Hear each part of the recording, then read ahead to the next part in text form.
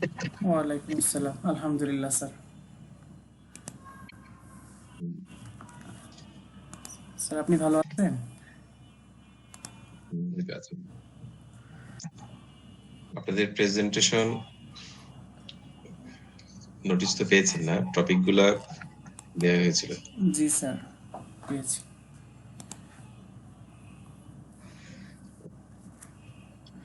ওইটা ডেডলাইন কবে আছে জানি? স্যার ডেডলাইনটা খেয়াল করিলাম স্যার, একটু দেখে জানাচ্ছি স্যার। 15 তারিখে। 15 না? Okay.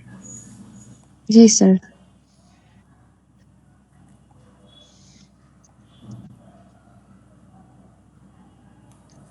ইনস্ট্রাকশন সব দেয়া আছে, রেকর্ডেড প্রেজেন্টেশন আর কি। ওইভাবে আপনারা একটু গুগল ফর্মটা ফিল আপ করতে হবে আর কি।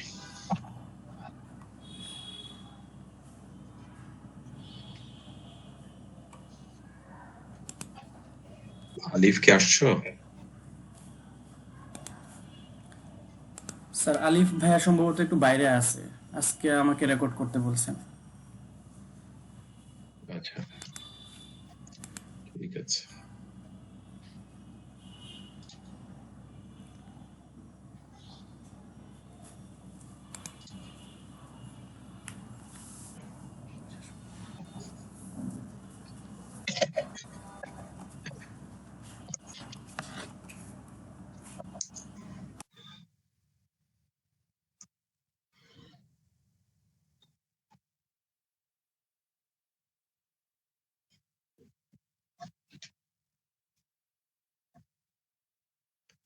আপনাদের এই ইয়ার রুটিনটা তো পেয়েছেন না, এই মিড টার্ম এক্সামের রুটিনটা?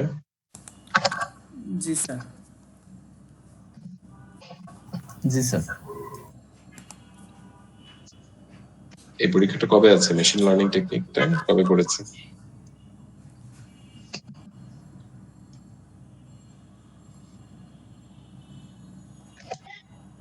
স্যার এটা 23 তারিখে। 23 তারিখে পড়েছে।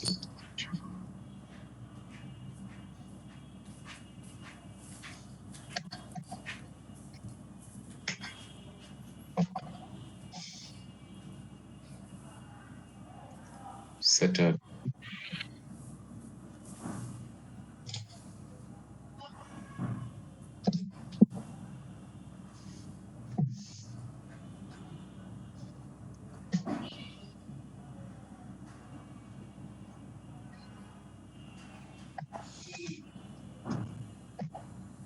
আমরা শুরু করি না?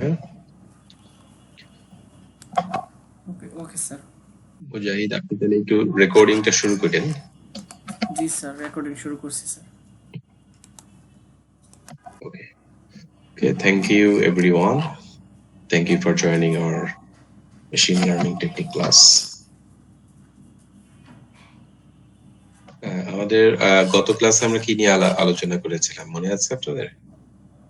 আমরা যদি একটু কুইকলি রিভিউ করি। Sir decision tree. স্যার গত ক্লাসে এক্সাম হলো পরে ওটার উপরে ডিসিশন ট্রির উপরে।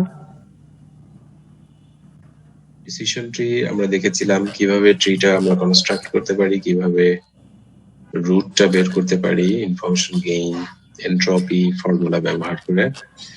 এটা দেখেছিলাম, রাইট? জি স্যার। ওকে, আমরা আজকে অ্যাকুরেসিটা একটু দেখবো যে কিভাবে আমরা আসলে অ্যাকুরেসিটা বের করতে পারি। যখন আমরা টেস্ট, আমরা দুটো ডেটা সেটটাকে দুটো ভাগ করেছিলাম, একটা ট্রেনিং আর একটা টেস্ট।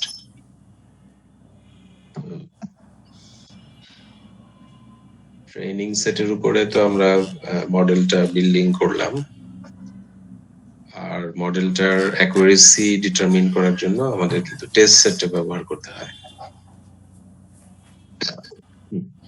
এবং সেই টেস্ট সেটের উপরে অ্যাপ্লাই করে কনফিউশন ম্যাট্রিক্স ব্যবহার করে আমরা আসলে বুঝতে পারি যে আমার মডেলের অ্যাকুরেসিটা কেমন হয়েছে। অ্যাকুরেসিটা আমরা একটু দেখবো এবং তারপরে আমরা আরেকটা মডেল আজকে দেখবো, সেটা হলো নাইভ বেস মডেল। এটা হয়তো আপনারা এর আগে করেছেন, নাইভ বেস অ্যালগরিদমটা।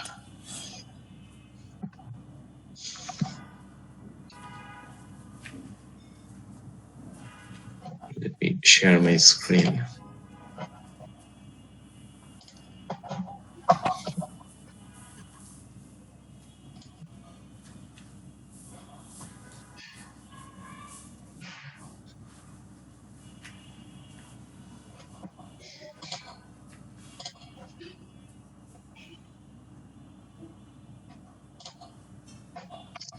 স্ক্রিন দেখা যাচ্ছে? জি স্যার।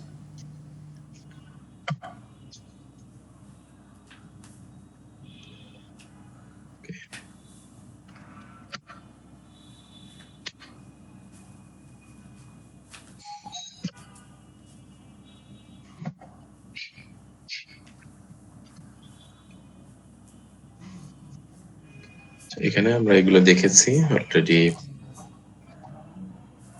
এনট্রপি, কিভাবে আমরা ইনফরমেশন গেইন বের করতে পারি এবং সেখান থেকে আমরা কিভাবে ট্রিটা কনস্ট্রাক্ট করতে পারি। তো যখন আমরা ট্রিটা কনস্ট্রাক্ট করি,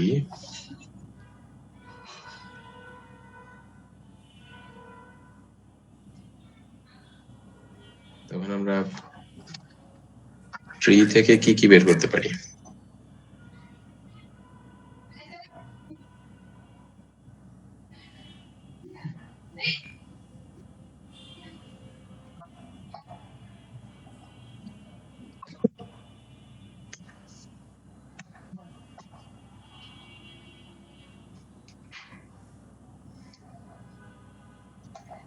এখান থেকে আমরা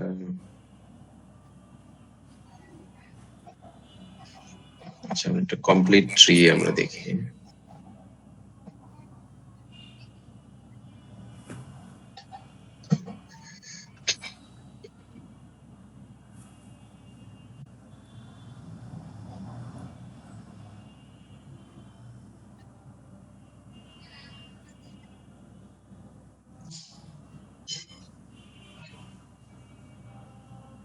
এটা মনে করেন যে আমরা এই ট্রিটা কনস্ট্রাক্ট করলাম।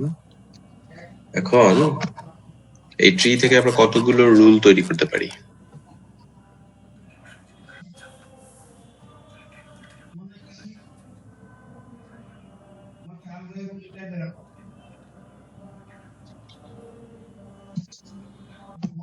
এটা কি বলতে পারবেন? এই ট্রিটা মনে করেন আমরা পেলাম আমাদের ট্রেনিং সেটের উপরে অ্যাপ্লাই করে, অ্যালগরিদম অ্যাপ্লাই করে আমরা এই ট্রিটা পেলাম। আর পাঁচটা প্যাথা না? এই ট্রি থেকে আমরা 5টা রুল আসলে তৈরি করতে পারি। কিভাবে 5টা? স্যার এই যে যদি আউটপুট থেকে সানি হিউমিডিটি হাই যায় তাহলে ক্লাসটা আসবে নো। আউটপুট থেকে সানি হিউমিডিটি হয়ে নরমালে গেলে ক্লাসটা আসবে ও নেগেটিভ এন্ড পজিটিভ, মনে হয় পজিটিভ একটা ইয়ে আসবে, রেজাল্ট আসবে।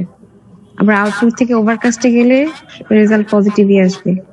এভাবে যতগুলা হচ্ছে ফাইনাল যে নোড আছে ততগুলাই আমরা ডিসিশন ধরতে পারি। এটা কি বলে একেবারে রুট থেকে লিপ পর্যন্ত যে লাইনটা, এটা কি বলে? Outlook, sunny, humidity, high, an decision rule ছিল নাকি? কি বলে রুট থেকে, রুট নোড থেকে একেবারে লিফ নোড পর্যন্ত এই যে খেয়াল নেই স্যার, একটু কাইন্ডলি যদি বলতেন। কে বলতে পারবেন?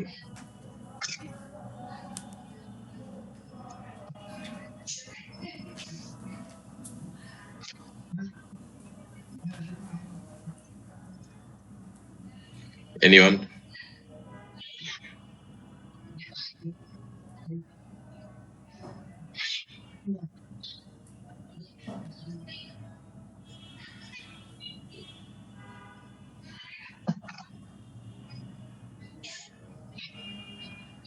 কে বলতে পারবেন?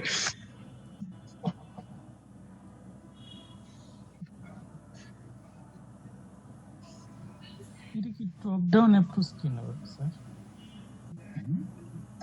রুট নোড থেকে একেবারে লিফ নোড পর্যন্ত যে রাস্তাটা, এটাকে আমরা বলছি হলো ব্রাঞ্চ বা শাখা। তাহলে এখানে কয়টা ব্রাঞ্চ আছে? 5টা ব্রাঞ্চ। 5টা ব্রাঞ্চ আছে। তার মানে এই ট্রিটা থেকে বা এই মডেলটা থেকে আমার 5টা রুল তৈরি করা সম্ভব। এখন যখন এটা হয়ে যাবে তখন কিন্তু আমি এটা টেস্ট সেটের উপর অ্যাপ্লাই করব। কেন আমরা টেস্ট সেটের উপর অ্যাপ্লাই করি? স্যার অ্যাকুরেসি ঠিক আছে কিনা চেক করার জন্য। হ্যাঁ, কারণ আমার ট্রেনিং ডেটার উপরে যে আমি ট্রেনিং করে এই ট্রিটা পেলাম, আমার ট্রেনিংটা কতটা ভালো হলো সেটা কিন্তু আমি এখনো জানি না, তাই না? আমার এটা ডিপেন্ড করবে আমার কিন্তু ডেটার কোয়ালিটির উপরে। ডেটা যত ভালো বেটার কোয়ালিটি আমি দিতে পারবো তত আমার এটা বেটার হবে মডেলটা। ওকে, তাহলে এইটা বোঝার জন্য আমাকে এটা টেস্ট সেটের উপরে অ্যাপ্লাই করতে হবে যে আমার আসলে মডেলের অ্যাকুরেসিটা কেমন। এরকম হতে পারে যে আমার অ্যাকুরেসিটা খুব খারাপ হইতে পারে, খুব ভালো হইতে পারে। খুব খারাপ হলে বোঝা যাবে যে এই মডেলটা আসলে আমার ব্যবহারের উপযোগী না, হয় নাই। তার মানে আমি যে ট্রেন সেটের উপরে অ্যাপ্লাই করেছিলাম সেই ট্রেন ডেটাটা হয়তো ভালো ছিল না, এটা কোয়ালিটি ফুল ছিল না। আর যদি অ্যাকুরেসি ভালো পাই তাহলে বুঝবো যে হ্যাঁ এটার মডেলটা ভালোভাবেই কনস্ট্রাক্ট হয়েছে এবং এটা আমরা ফার্দার কাজে ব্যবহার করতে পারি। তো সেটা আমরা কিভাবে করি এটা আমরা একটু এক্সাম্পল দিতে পারি। যেমন এখানে আমাদের কতগুলো ডেটা ছিল, তাই না?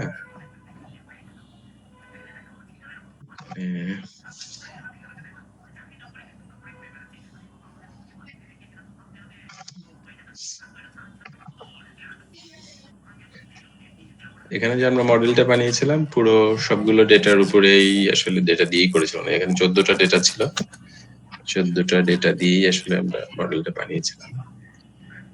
টেস্ট সেটের জন্য কোন ডেটা রিজার্ভ রাখা নেই। আচ্ছা, আমি একটা এক্সাম্পল দেই।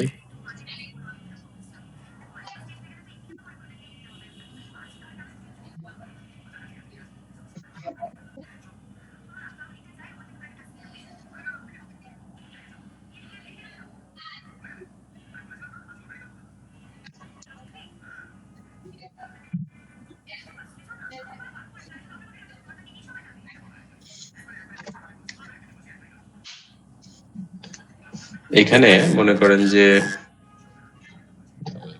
ট্রিটা কোথায়,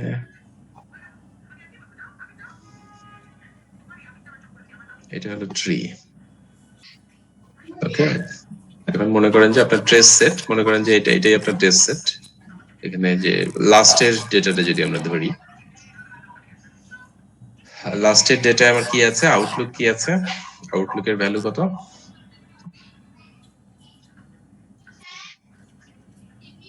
রেইন আছে স্যার। রেইন, আচ্ছা। তাহলে আমার এখানে আউটলুকের রেইন আছে কোন ব্রাঞ্চে? ডান দিকের ব্রাঞ্চে, রাইট? জি স্যার। তার মানে মনে করেন যে আমরা লাস্টের যে ইনস্ট্যান্স আছে এটা ক্লাসিফাই করতে চাই। তার মানে হলো লাস্টের যে ইনস্ট্যান্সটা যেটা আছে রেইন, মাইল্ড, হাই, ট্রু, এবং এটার ক্লাস দেয়া আছে n, কিন্তু আমরা দেখতে চাই যে মডেল আসলে কোন ক্লাসটা দেয়। এই আমরা ধরে নিলাম যে এখানে n আসলে নাই। তাহলে আমার যদি আউটলুকটা রেইন হয়, তারপরে আমার টেম্পারেচার কি আছে?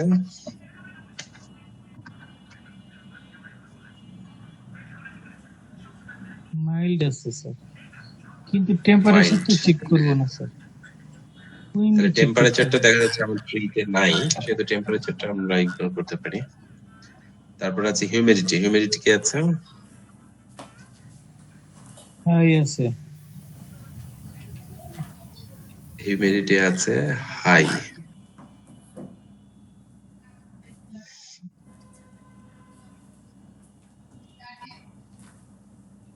আচ্ছা, হিউমিডিটি কিন্তু আবার এখানে অন্যদিকে আছে, লেফট সাইডে আছে হিউমিডিটি। তার মানে এটা হিউমিডিটির উপরেও আসবে না।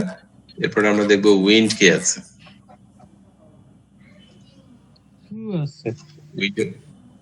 উইন্ড আছে ট্রু। তাহলে আমরা যদি উইন্ডটা ট্রুতে যাই, তাহলে কি আছে আমার? N, negative. তার মানে আমরা যদি এই আমরা যে মডেলটা পেয়েছি সেই মডেলকে এটা ক্লাসিফাই করতে বলি, তাহলে সে বলবে যে খেলা হবে না, নেগেটিভ, তাই তো? এবং অরিজিনাল যে ডেটা সেটটা যদি আমরা দেখি সেখানেও আছে নেগেটিভ। তার মানে মডেল এটাকে সঠিকভাবে প্রেডিক্ট করতে পেরেছে কি পারে নাই? পেরেছে, রাইট? তার মানে এই ক্ষেত্রে মডেলটা কিন্তু সঠিকভাবেই ক্লাসিফাই করতে পারলো। ওকে, এখন এটা কিন্তু নাও হইতে পারে। যেমন আরেকটা এক্সাম্পল যদি আমরা দেখি,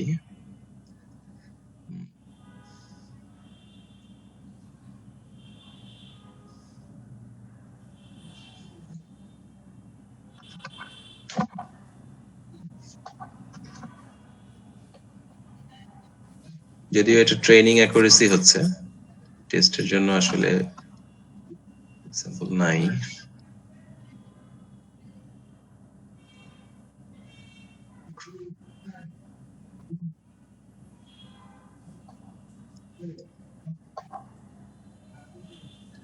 আচ্ছা, এই এক্সাম্পলটা দেখি।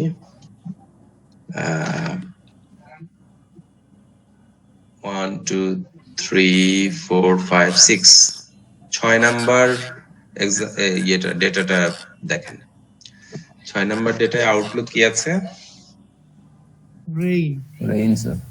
রেইন। তারপরে আউটলুক রেইন। তারপরে আছে উইন্ডি। উইন্ডি কি আছে 6 নাম্বার ডেটা পয়েন্টে? ও, এটাও হয়ে যাচ্ছে, এটাও ট্রু হচ্ছে।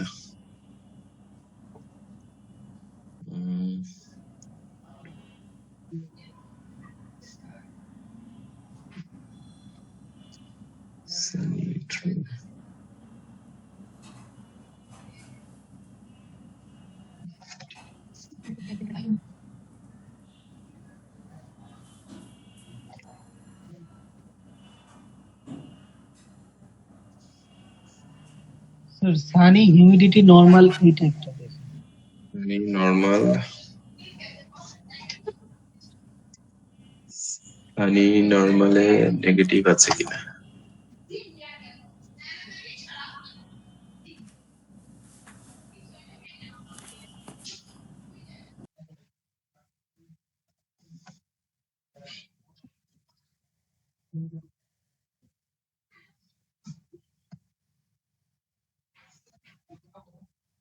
এটা ট্রেনিং হয়ে যাচ্ছে তো, টেস্ট সেট হইলে ভালো হইতো।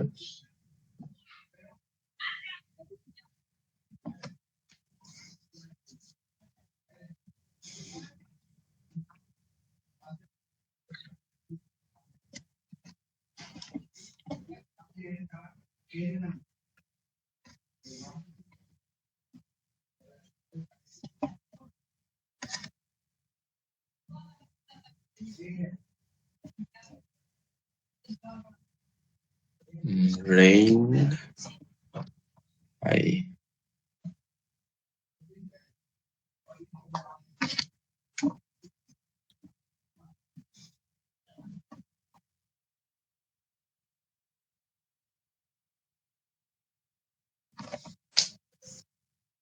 আচ্ছা, এখানে কোনো নেগেটিভ পাওয়া যাচ্ছে না, কারণ এই ডেটাগুলো দিয়েই তো মডেলটা তৈরি হয়েছে। কিন্তু মনে করেন যে একটা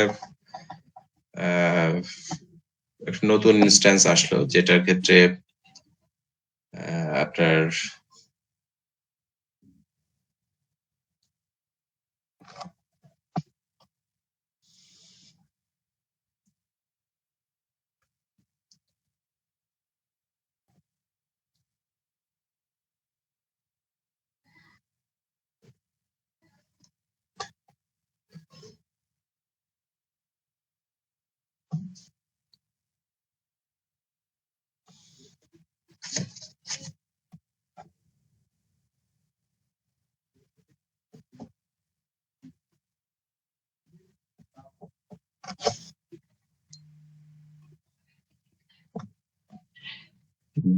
নেগেটিভ একটা নাই এখানে, না হচ্ছে না। স্যার একটা এক্সাম্পল একটা পেজ ছিল ডিসিশন ট্রি ডিসকাশন পিপিটি, এইটাতে 15 নম্বর একটা এক্সাম্পল ছিল D15 সানি, আউটলুকে সানি ছিল, হিউমিডিটি নরমাল ছিল, বাট প্লে টেনিস নো ছিল। হ্যাঁ, ওই এক্সাম্পলটা এখানে দেখছি না আর কি। আরেকটা স্লাইডে স্যার এটা ওই যে উপরের দিকে আপনার যেটা স্লাইড আছে ওই এলসিতে ওইটাতে আছে decision tree discussion dot PPT.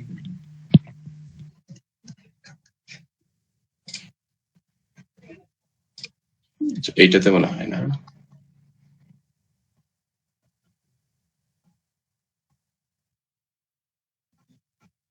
না, এটা তো আগের একটা স্লাইড, এইটা না।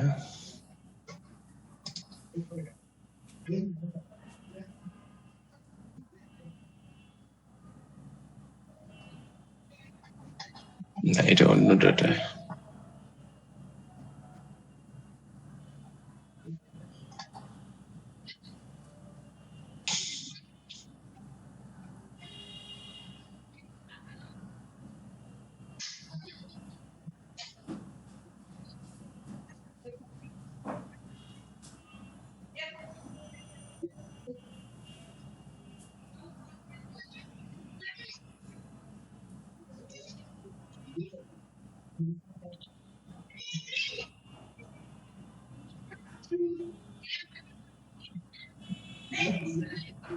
এটাতে না।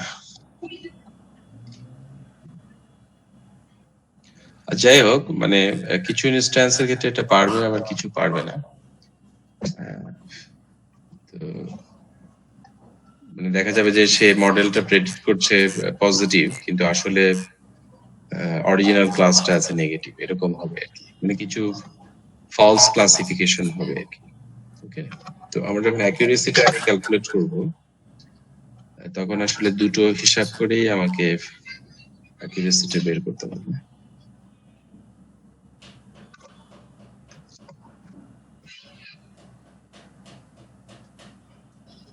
আচ্ছা, এখানে আমাদের ইয়েটা আছে।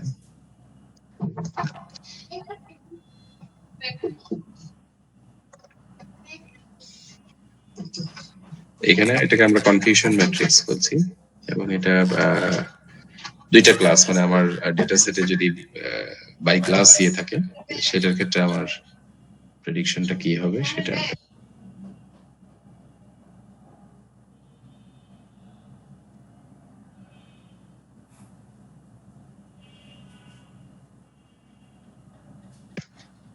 এখানে আমার এটা একটা বাই ক্লাস প্রেডিকশন নিয়ে কনফিউশন ম্যাট্রিক্স বলছি। এখানে আমার প্রেডিক্টেড ক্লাস আছে একদিকে, আর একদিকে আছে অ্যাকচুয়াল ক্লাস। অ্যাকচুয়াল ক্লাস মানে হলো আমার ডেটা সেটে যে ক্লাসটা আছে আর কি, এবং এখানে যে ম্যাট্রিক্সটা আমরা দেখছি এটা পুরোটাই কিন্তু টেস্ট সেট যেটা আছে, আমরা যে দুটো সেট রেখেছিলাম ট্রেনিং আর টেস্ট সেটের উপরে অ্যাপ্লাই করে কিন্তু আমি এই ম্যাট্রিক্সটা পেয়েছি। তো একদিকে আমার আছে প্রেডিক্টেড ক্লাস, আর একদিকে আছে অ্যাকচুয়াল ক্লাস। তো এখানে যেহেতু টু ক্লাস, আমরা একটাকে ট্রু আর একটাকে ফলস ধরছি। মানে কতগুলো ট্রু কে আমার মডেল ট্রু বলছে এবং কতগুলো ফলস কে আমার মডেল ফলস বলছে, এটার উপরে আসলে আমার অ্যাকুরেসিটা হিসাব করছে। ওকে, তো এখানে আমার টোটাল আমার অ্যাকচুয়াল ট্রু আছে হলো 20টা। তো 20টা ট্রুর ভিতরে আমার মডেল ট্রু বলছে কয়টা? 18টা। 18টা। আর ফলস বলছে কয়টা? 2টা। তার মানে এই যে দুইটাকে ফলস বললো, এটাই কিন্তু এরর। এটাকে আমরা বলছি ফলস পজিটিভ।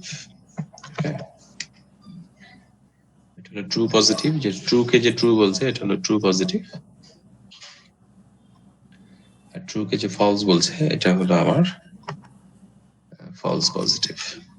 আবার ফলস আছে টোটাল আমার ডেটা সেটে মানে টেস্ট সেটের ভিতরে টোটাল ফলস কয়টা আছে? 18টা। 18টা। 18টা ফলসের ভিতরে আমার মডেল যেটা আমরা বানালাম সেটা 18টা ফলসের ভিতরে 3টাকে সে ট্রু বলছে, 3টাকে ট্রু বলে দিছে। জি মানে এটা হলো আমার এরর। আর ফলস কে ফলস বলছে কয়টা? 15 15টা। তাহলে এটা হলো আমার সঠিক। ওকে, তাহলে এটাকে আমরা বলছি ট্রু নেগেটিভ। ফলস কে যে ফলস বলছে এটাকে আমরা একটু বলছি ট্রু নেগেটিভ। আর ফলস কে যে আমরা বলছি ট্রু বলছি এটাকে আমরা কি বলছি?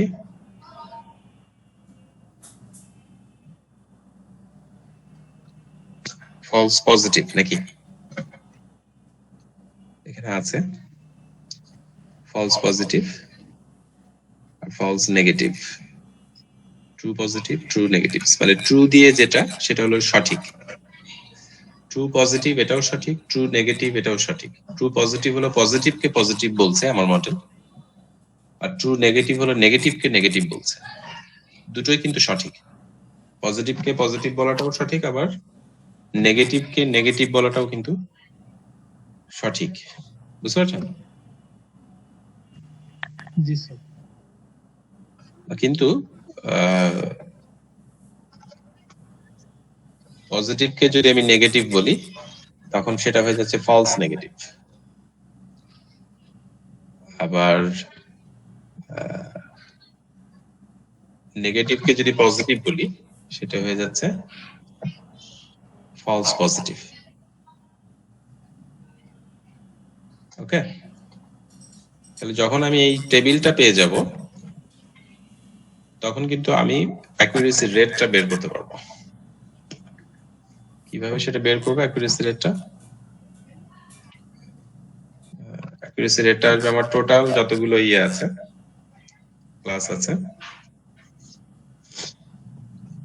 টোটাল কয়টা ক্লাস আছে? 38টা। 38টা। 38টার ভিতরে আমার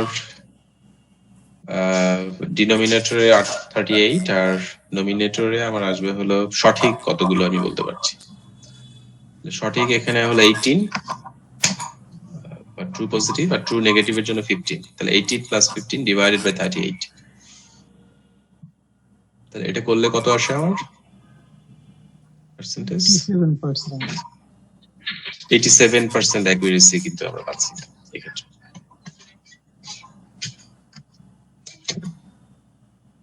আচ্ছা, এখান থেকে কিন্তু আমরা আলাদাভাবে শুধুমাত্র ট্রু পজিটিভ যেটা ওইটারও অ্যাকুরেসি বের করতে পারি, আবার ট্রু নেগেটিভ যেটা ওইটারও অ্যাকুরেসি আমরা বের করতে পারি। সেটা কিভাবে? সেটা হলো এই যে ট্রুর জন্য টোটাল হলো 20 আর সঠিক বলছে 18, তাহলে 18 ডিভাইড বাই 20। তার মানে পজিটিভকে পজিটিভ বলার রেটটা আমরা পাচ্ছি 90%, আবার নেগেটিভকে নেগেটিভ বলার রেটটা আমরা পাচ্ছি 15/18 মানে 83%। তাহলে এই ক্ষেত্রে দেখা যাচ্ছে যে পজিটিভকে পজিটিভ বলার রেটটা বেশি কম্পেয়ার টু নেগেটিভকে নেগেটিভ বলার ইয়েটা। তার মানে বোঝা যাচ্ছে যে পজিটিভ ক্লাসগুলোর জন্য লার্নিংটা ভালো হয়েছে, নেগেটিভ ক্লাসগুলোর জন্য আমার মডেল যেটা আমরা ট্রেন করেছি ওটার লার্নিংটা অতটা ভালো হয় নাই। বুঝতে পারছেন?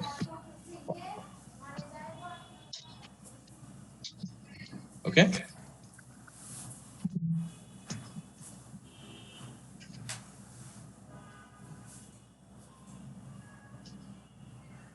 কোনো প্রশ্ন আছে এখানে?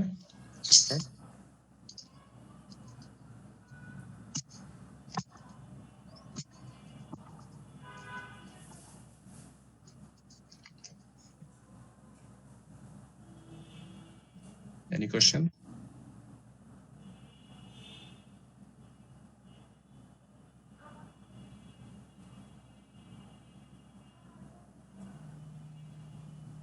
স্যার।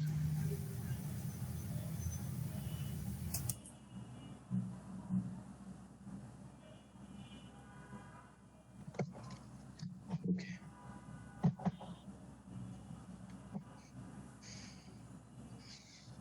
এখানে আরো কিছু প্যারামিটার আমরা বের করতে পারি। একটা হলো আমার সেন্সিটিভিটি, যেটাকে আমরা একটু আগে আমরা বের করলাম, ট্রু পজিটিভ রিকগনিশন রেট। আর একটা আছে স্পেসিফিটি, ট্রু নেগেটিভ রিকগনিশন রেট, যেটা আমরা এখানে করলাম যে 90% আর 83%। ওকে, ট্রুর ক্ষেত্রে আমার যে অ্যাকুরেসিটা সেটাকে আমরা সেন্সিটিভিটি বলছি, আর নেগেটিভের জন্য আমরা সেটাকে বলছি স্পেসিফিসিটি।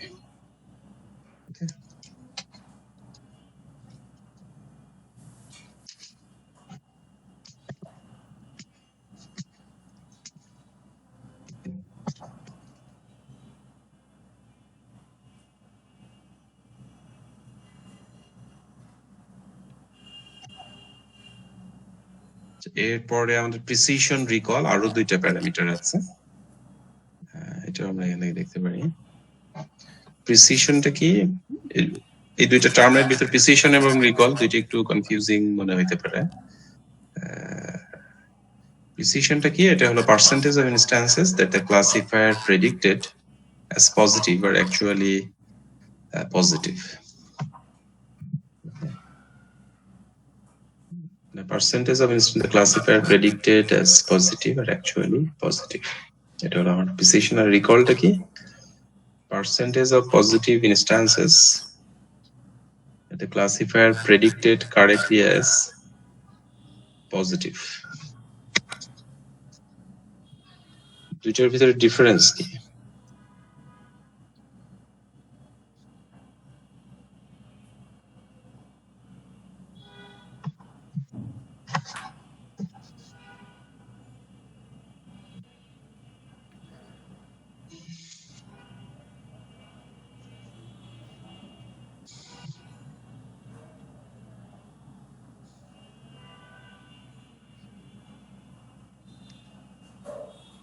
বলতে পারবেন কেউ? প্রিসিশন এবং রিকল। স্যার প্রিসিশনে সব পজিটিভ নিয়ে কাজ করছে, আর রিকলে পজিটিভ এবং নেগেটিভ দুটো নিয়ে কাজ করছে। Percentage of instances that the classifier predicted as positive are actually positive. The precision এর ক্ষেত্রে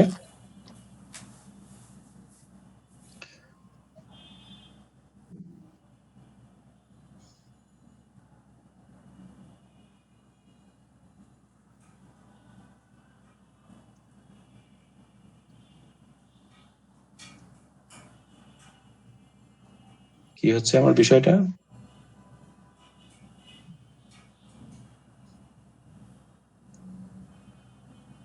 মানে সে পুরা ডেটা সেটে যত ডেটা আছে, মানে টেস্ট সেটের ভিতরে আর কি, ডেফিনেটলি তো যতগুলোকে সে ইয়ে করছে, মানে সে পজিটিভ নেগেটিভ সবই ইয়ে করছে, প্রেডিক্ট করছে, তার ভিতরে যতগুলোকে পজিটিভ প্রেডিক্ট করছে এবং সেটার ভিতরে কতগুলো আসলে অ্যাকচুয়ালি পজিটিভ, সেটা হলো আমার প্রিসিশন। তারপর প্রিসিশনের ক্ষেত্রে আমার যেটা হচ্ছে, আমার কিন্তু পুরা ডেটার টেস্ট সেটের ভিতরে পজিটিভ নেগেটিভ সবগুলোই কিন্তু সে প্রেডিক্ট করছে। আর রিকলের ক্ষেত্রে সে শুধু পজিটিভের ভিতরে কতগুলোকে সে আসলে পজিটিভ বলছে, এটা হলো রিকল। বুঝতে পারছেন বিষয়টা?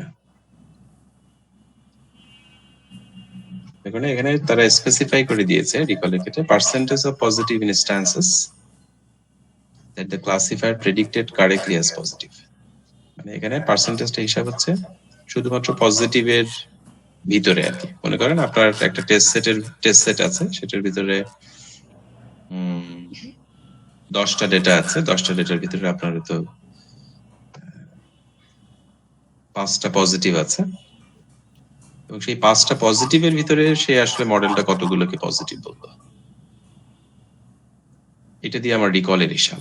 আর প্রিসিশনের ক্ষেত্রে আমার যে 10টা ডেটা আছে,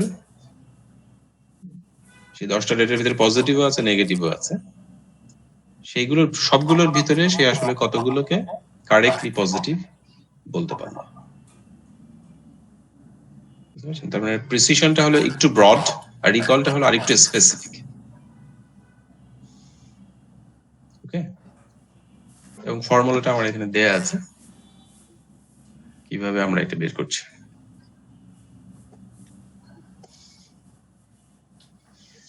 ওকে, true positive divided by true positive plus false positive, নিচে true positive divided by true positive plus false negative,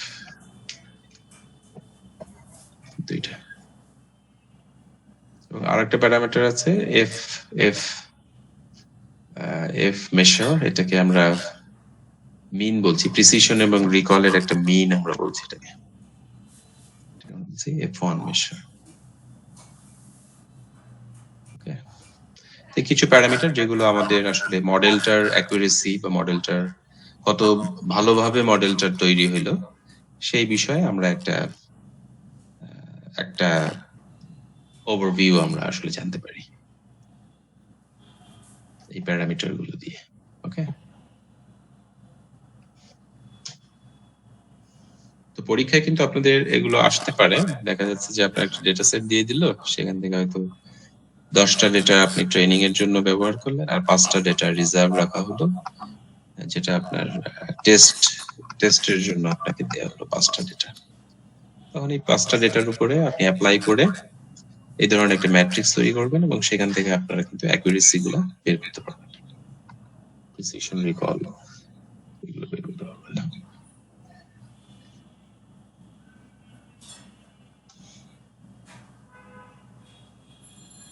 okay sir, আমরা 10টা ডাটা থেকে কোন 5টা নিব এটা কি বলে দেওয়া থাকবে নাকি আমাদের ইচ্ছে মতো নিতে পারবো? আমরা স্প্লিট এটা করব। বলে দেয়া থাকবে যে হয়তো আপনি প্রথম থেকে 10টা ডেটা মডেল তৈরির জন্য ব্যবহার করেন আর শেষের থেকে 5টা ডেটা আপনি টেস্টের জন্য রাখেন, রিজার্ভ রাখেন।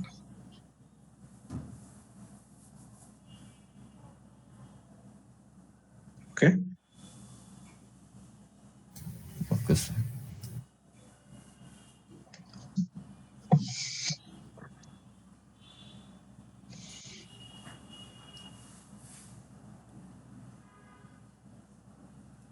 ওকে,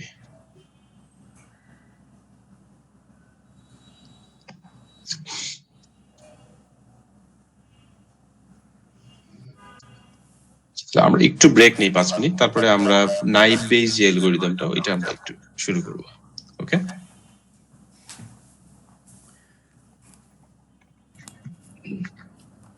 ওকে,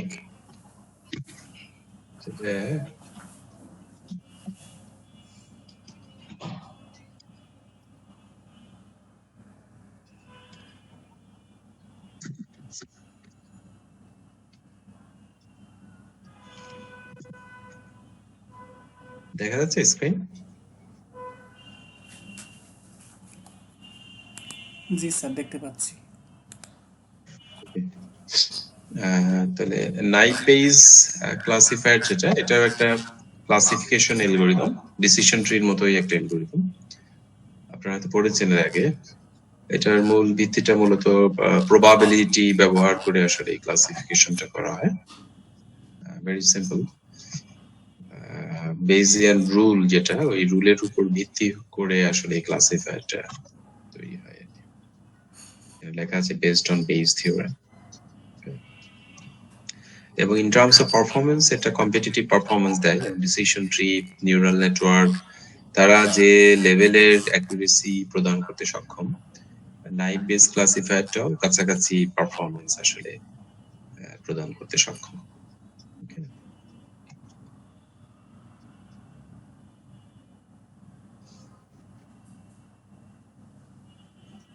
তো এটা আমরা দেখব। প্রথমে আমরা বেস রুল যেটার উপরে আসলে নাইভ বেস অ্যালগরিদমটা কাজ করে, এটা একটু বোঝার চেষ্টা করব। আপনারা হয়তো জানেন যে বেস রুলটা কি।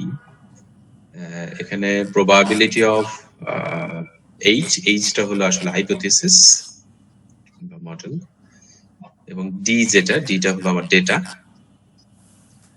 তো এইচ একটা স্ট্রেইট একটা লাইন দেখছেন লম্ব বরাবর, এটাকে বলা হয় গিভেন। তারপরে probability of the hypothesis given data.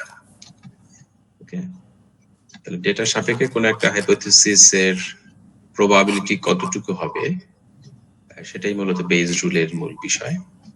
এবং এটা যে ফর্মুলা, সেই ফর্মুলাটা এখানে আছে। ফর্মুলাটা হলো probability of the data given age multiplied by probability of the hypothesis age divided by probability of data. ওকে, তো এখানে দুটো জিনিস আছে। একটা হলো আমার প্রায়র প্রবাবিলিটি, যেটাকে আমরা পিএইচ বলছি। প্রায়র প্রবাবিলিটি হলো আমার যখন আমার কাছে ডেটাটা নাই তখন আমার যে প্রবাবিলিটিটা, সেটা হলো প্রায়র প্রবাবিলিটি। এটা অনেকটা আমার ওই যে এনট্রপি বের করেছিলাম ডিসিশন ট্রিতে, যখন পুরো ডেটা সেটের জন্য যখন আমরা এনট্রপিটা বের করেছি তখন কিন্তু আমরা শুধু টার্গেট ক্লাস যেটা, সেটার ভিতরে আসলে যে ডিস্ট্রিবিউশনটা ছিল পজিটিভ কয়টা নেগেটিভ কয়টা, ওইটা হিসাব করে কিন্তু আমরা এনট্রপিটা বের করেছি। এবং মানে ডিপেন্ডেন্ট যে অ্যাট্রিবিউট, ইন্ডিপেন্ডেন্ট কোনো অ্যাট্রিবিউটের হিসাব নিকাশ করে কিন্তু আমরা করি নাই। তো এখানেও যে প্রায়র প্রবাবিলিটি যেটা, সেটা হলো অনেকটা ওরকম, before probability of the hypothesis before seeing the data, that means কোনো ধরনের ইন্ডিপেন্ডেন্ট ডেটা না দেখিয়ে আমরা যে প্রবাবিলিটি করি। আর একটা আছে পোস্টেরিয়র প্রবাবিলিটি, সেটা হলো probability of the hypothesis given the data, যখন আমার ডেটাটা আছে, that means when you consider the independent attributes, তখন আসলে আমার হাইপোথিসিস এর প্রবাবিলিটিটা কেমন। তার মানে দুটো জিনিস আপনারা এখানে মনে রাখবেন, একটা প্রায়র প্রবাবিলিটি যেটা হলো পিএইচ, পি অফ এইচ, আর একটা হলো পোস্টেরিয়র প্রবাবিলিটি, লাস্টে আপনারা দেখছেন এটা হলো আমার পিএইচ গিভেন ডি, মানে যখন ডেটার সাপেক্ষে প্রবাবিলিটিটা ক্যালকুলেট করা হয়। আর কিছু টার্ম আছে, সেটা হলো আমার likelihood, probability of data given the hypothesis, এটা হলো লাইকলিহুড। লাইকলিহুডটা মূলত কোন একটা পার্টিকুলার অ্যাট্রিবিউট যদি আপনি ধরেন, সেই একটা অ্যাট্রিবিউটে মনে করেন একটা ডেটা সেট আছে, ডেটা সেটের ভিতরে মাল্টিপল অ্যাট্রিবিউট আছে। তো কোন একটা পার্টিকুলার অ্যাট্রিবিউট আপনি কনসিডার করলেন, সেই অ্যাট্রিবিউটের ভিতরে যে ডেটা গুলো আছে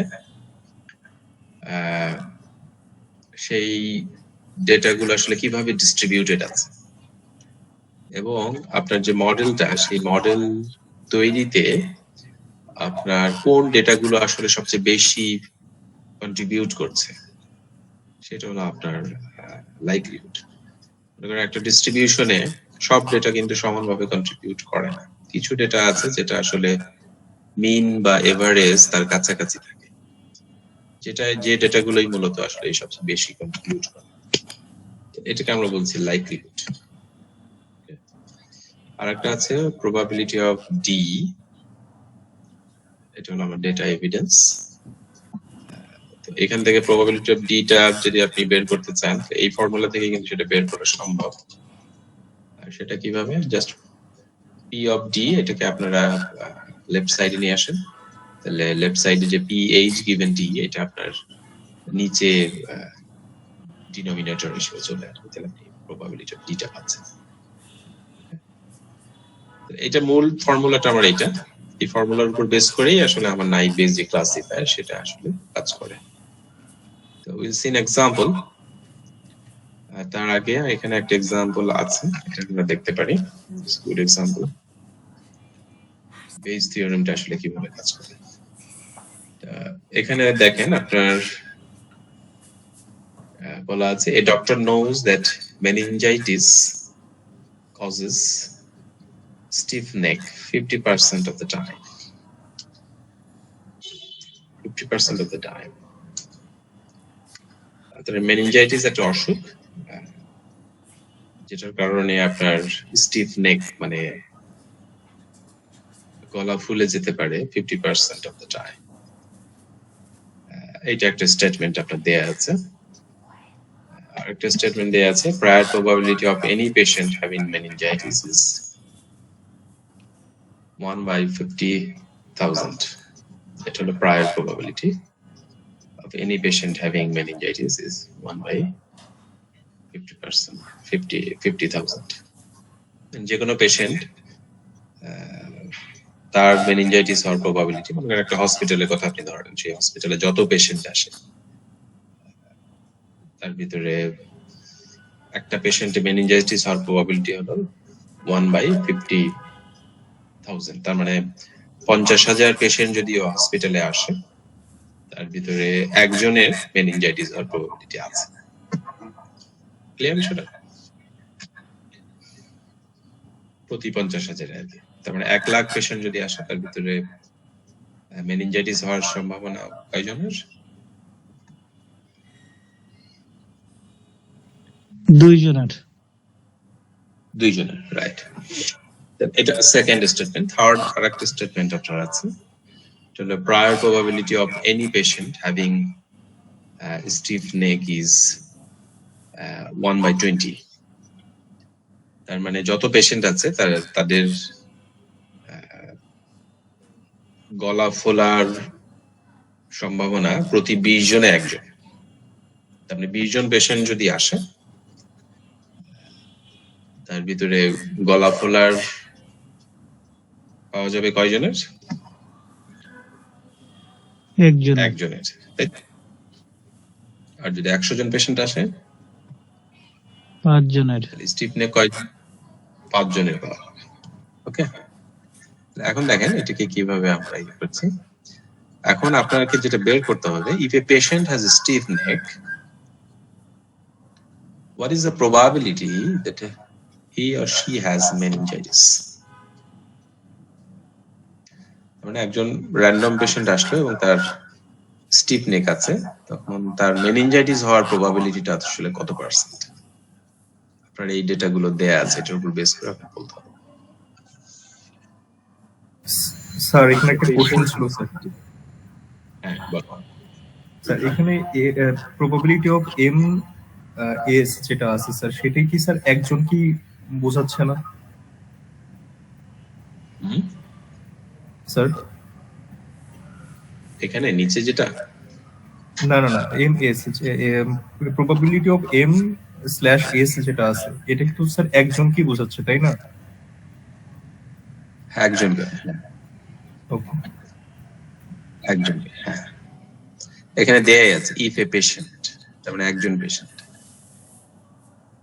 what is the probability that he she has meningitis? তাহলে এটা যদি আমি প্রবাবিলিটি ইয়ে করতে চাই, বের করতে চাই, তাহলে মানে আমরা কিভাবে সাজাতে পারি? if a patient has stiff neck, what is the probability that she has meningitis? তার মানে আমাকে কি বের করতে হচ্ছে? মেনিনজাইটিস কোনটার এর probability? প্রবাবিলিটি বের করতে হবে। মেনিনজাইটিস এর প্রবাবিলিটি বের করতে হচ্ছে। তার মানে আমার মেনিনজাইটিস এর প্রবাবিলিটি যদি বের করতে চাই, তাহলে পি এর পরেই আমাকে মেনিনজাইটিসটা আনতে হবে, তার মানে এম, তাই তো? প্রবাবিলিটি অফ এম জি স্যার। Means meningitis. এবং কন্ডিশন কি দেয়া আছে? পেশেন্ট হ্যাজ স্টিফ নেক, তাই না? এটা হলো আমার গিভেন, এটা হলো উপসর্গ। তার মানে স্টিফনেস যদি থাকে তাইলে মেনিনজাইটিস এর প্রবাবিলিটি কত, তাই তো?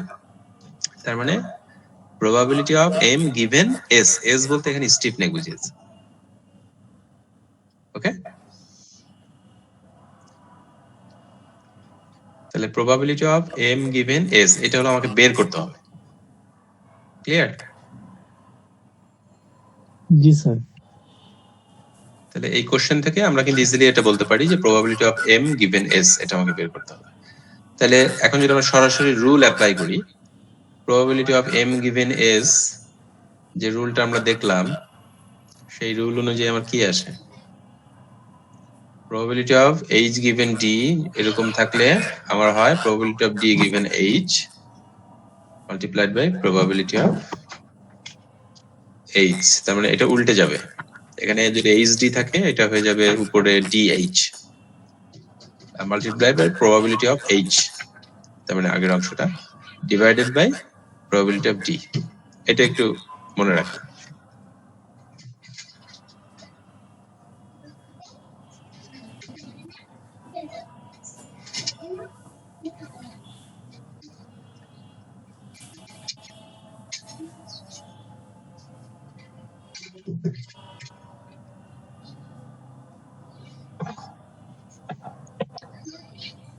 ওকে, তাহলে এই ফর্মুলায় যদি আমরা এটাকে ইয়ে করি,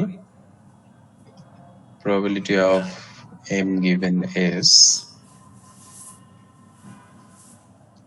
তাহলে probability of s given m multiplied by probability of m divided by probability s, formula ঠিক আছে?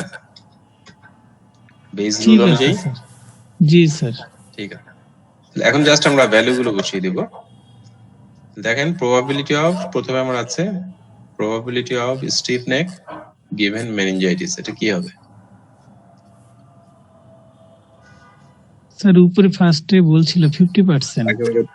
প্রথম স্টেপে যেটা দেয়া আছে, doctor knows that meningitis causes stiff neck 50% of the time, এটাই কিন্তু এখানে বুঝিয়েছে probability of S given meningitis, মানে 50%, that means 0.5।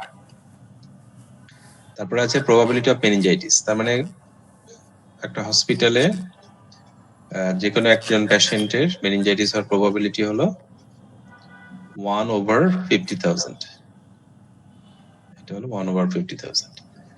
নিচে আছে probability of stiff neck, তাহলে একটা হসপিটালে যে কোনো একজন পেশেন্টের স্টিফ নেকের probability হলো 1/20, তার নিচে 1/20।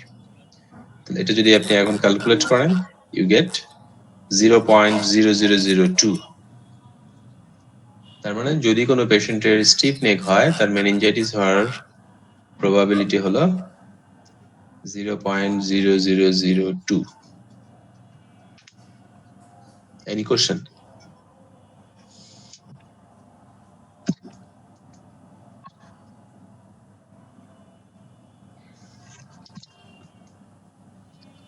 প্রশ্ন আছে? না স্যার ঠিক আছে। তার মানে প্রবাবিলিটি খুবই লো, তাই তো? মানে স্টিফ জি নেক হইলেই যে তার মেনিনজাইটিস হবে এরকম ভাবার কোনো কারণ নেই, খুবই কম প্রবাবিলিটি।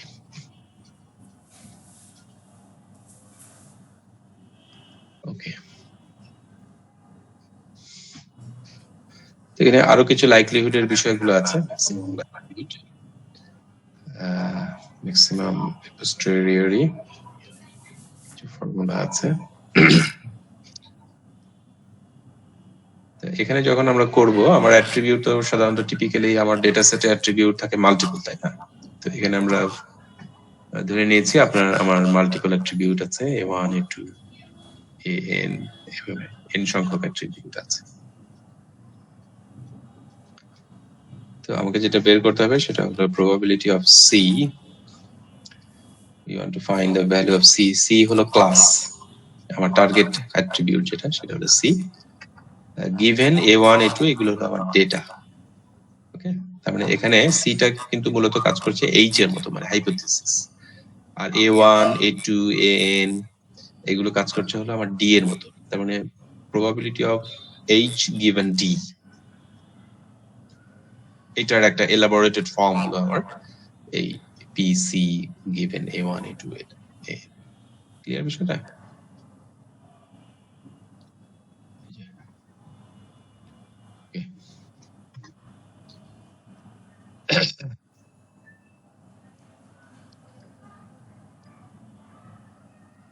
Just a minute.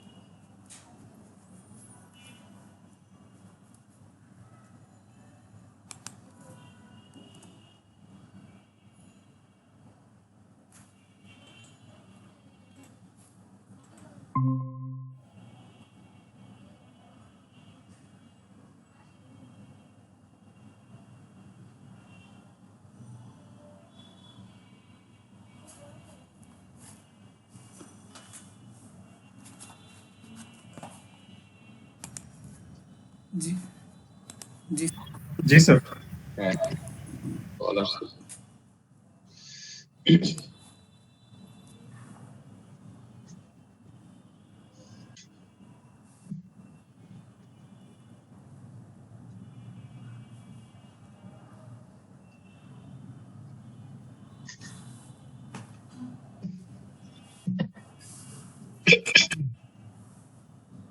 আচ্ছা, তাহলে ওই ফরম্যাটে যদি আমরা করি, তাহলে আমার বেস রুলটা অনেকটা এরকম দাঁড়ায়।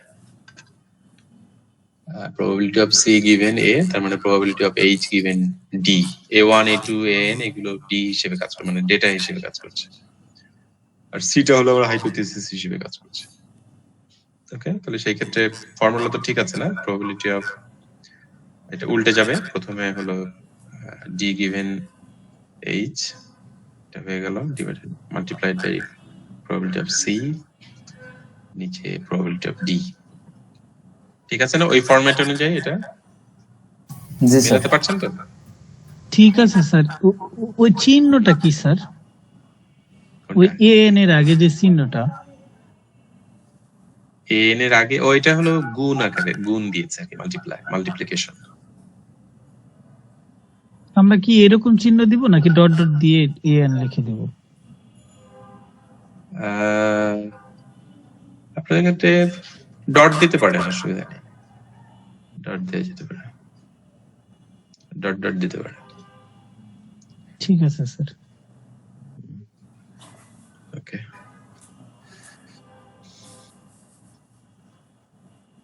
এটা এখন আমাদের কথা হলো কিভাবে আমরা এগুলো ক্যালকুলেট করতে পারি। একটা ডেটা সেট যদি আমার থাকে, সেখান থেকে কিভাবে আমরা আসলে এগুলো বের করতে পারি। এটা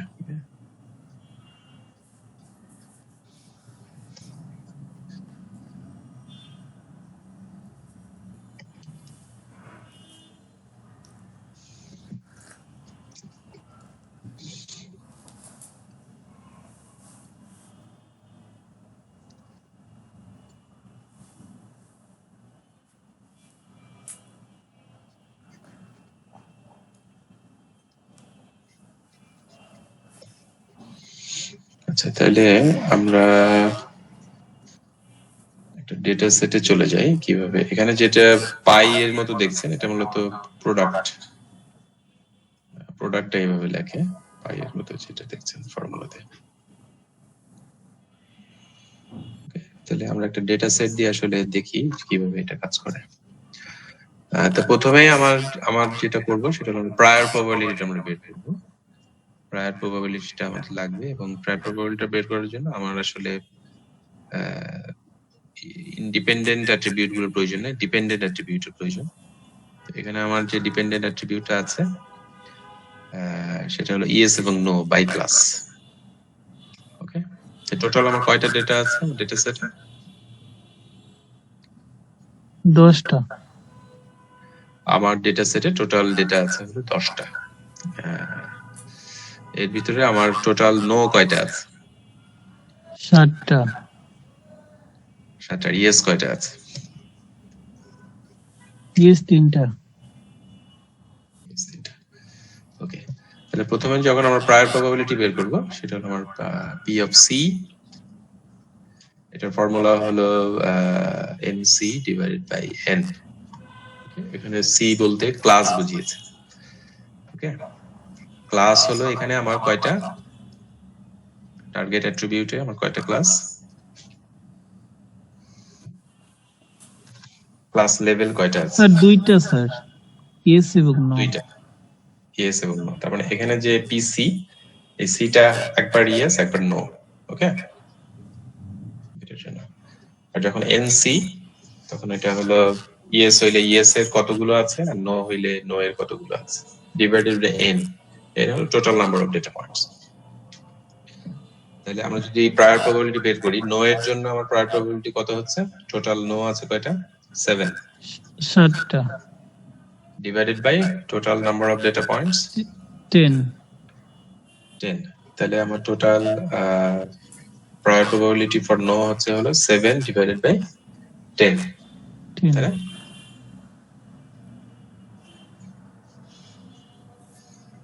7 ডিভাইডেড বাই, একইভাবে ইএস এর জন্য প্রায় প্রবাবিলিটি কত পাচ্ছি আমরা? 3/10।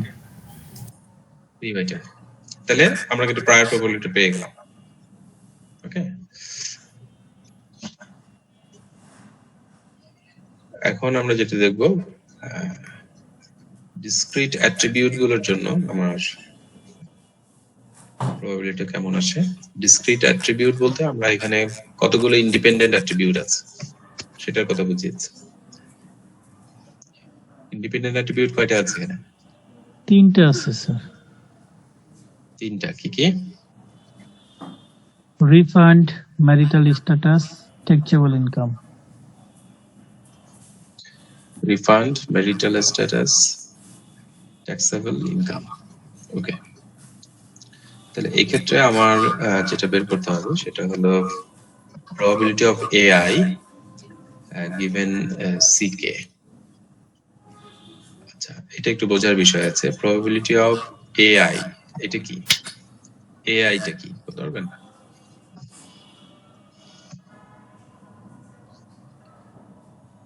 AI দিয়ে কি বুঝিয়েছে?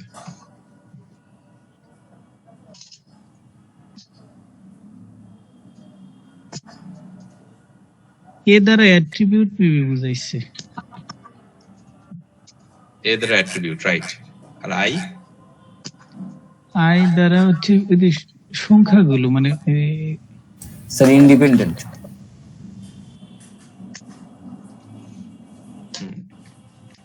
ইন্ডিপেন্ডেন্ট, ঠিক আছে।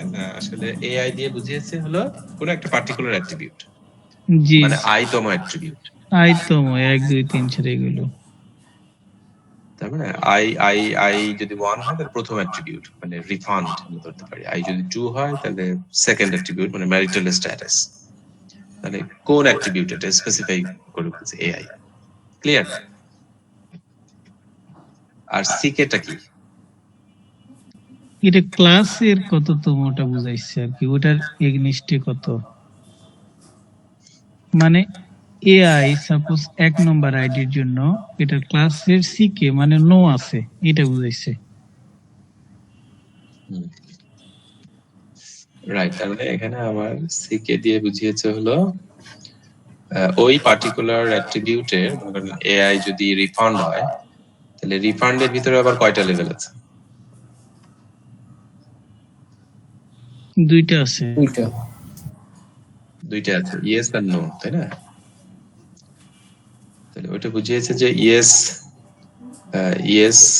ইয়েস এর জন্য আমার ক্লাস ডিস্ট্রিবিউশনটা কেমন, ইয়েস এর ভিতরে ইয়েস কয়টা আছে, নো কয়টা আছে, এবং নো এর ভিতরে আমার টার্গেট ক্লাস ইয়েস কয়টা আছে, নো কয়টা আছে। বুঝতে পারছেন? এটার ফর্মুলাটা হলো AI K divided by NCK। আমরা এখানে বলে দেয়া আছে where AIK is the number of instances having attribute AI and belongs to class CK। Example হিসেবে দিয়েছে, একটা এক্সাম্পল দেখলে ক্লিয়ার হয়ে যাবে। যেমন probability status equal to married given no, এটা বলতে আমরা কি বুঝি? স্যার 4টা ম্যারিটাল স্ট্যাটাসে 4 জায়গাতে মেরিট আছে এবং ওটার ক্লাসটা হচ্ছে নো আছে 4টাতেই। হ্যাঁ, given no, তার মানে এই নো কোনটা? এই নো মানে ক্লাসের নো। এইটা হলো টার্গেট ক্লাসের জন্য, সেটার ভিতরে। তার মানে জি। ম্যারিটাল স্ট্যাটাস ম্যারিডের ভিতরে টার্গেট ক্লাসে কয়টা নো আছে? তাহলে ম্যারিটাল স্ট্যাটাসে ম্যারিড নো দুইটা, ম্যারিড নো 4টাই নো তিনটা, আছে স্যার। 4টা।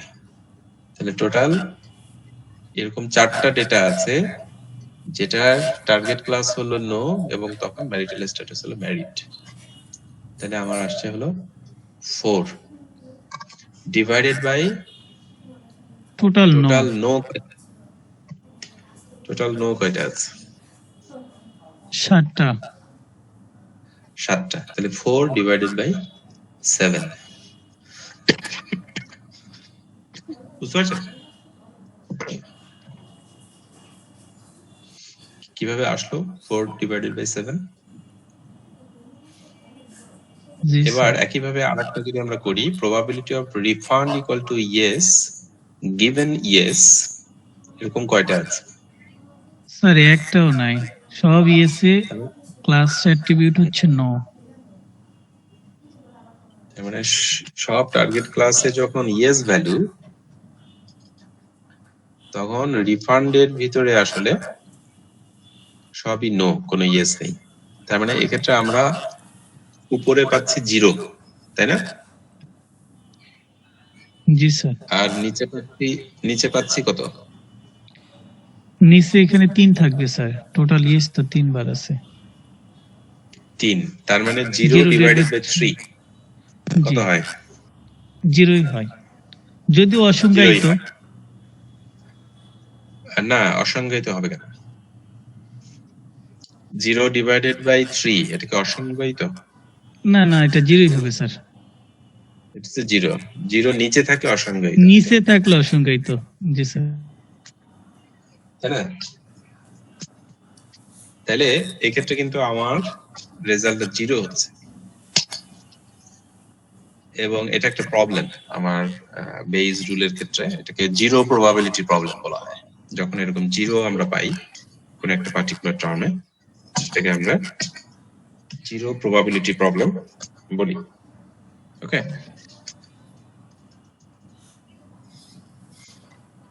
এই প্রবলেমটা আবার কিভাবে সলভ করা যায় সেটা হয়ে যাচ্ছে।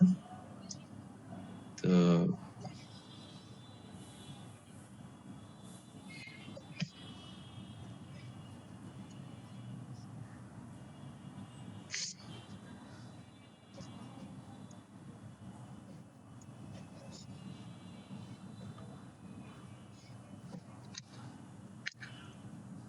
how to estimate probabilities from data, এক্ষেত্রেও আমার ডেটাটা কিন্তু ক্যাটাগরি হইতে হয়। যদি আমার কন্টিনিউয়াস অ্যাট্রিবিউট থাকে সেটাকে আমরা ডিসক্রিটাইজ করে নিই, যেটা বলেছে। ওকে,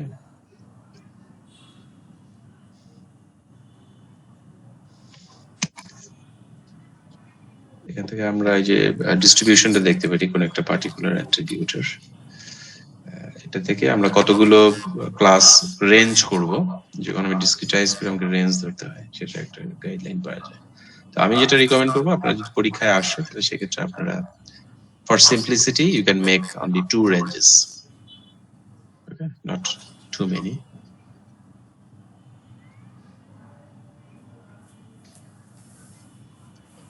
এখানে আমাদের একটা ডেটা সেট আছে, এটা হলো বাই কম্পিউটারের একটা ডেটা সেট। এখানে দেখেন, এখানে কিন্তু আমার অ্যাট্রিবিউট গুলো আপনারা দেখে বুঝতে পারছেন যে একটা অ্যাট্রিবিউট ছিল কন্টিনিউয়াস, সেটাকে ডিসক্রিটাইজ করা হয়েছে। বলেন তো কোন অ্যাট্রিবিউটটা? Yes sir. Age, right. Age attribute continuous ছিল, এটাকে রেঞ্জ ধরে এটাকে ডিসক্রিটাইজ করা হয়েছে। কয়টা রেঞ্জ হয়েছে এখন আমার? 3টা। 3টা স্যার। 3টা। স্যার আমি কি চাইলে এটা 2টাও করতে পারি? চাইলে এটা আপনি 2টাও করতে পারেন। স্যার এটা ওই যে লাস্ট ক্লাসের যে ডিসিশন ট্রিটা ছিল, ওইখানে যদি আমি রেঞ্জ 2টা করি বা 4টা করি, এরকম কি কোনো নিয়ম আছে যে 3টাই করতে হবে বা 2টা করতে হবে বা এতগুলো করতে হবে? এরকম কোনো ধরাবাঁধা নিয়ম নাই আসলে, ঠিক আছে?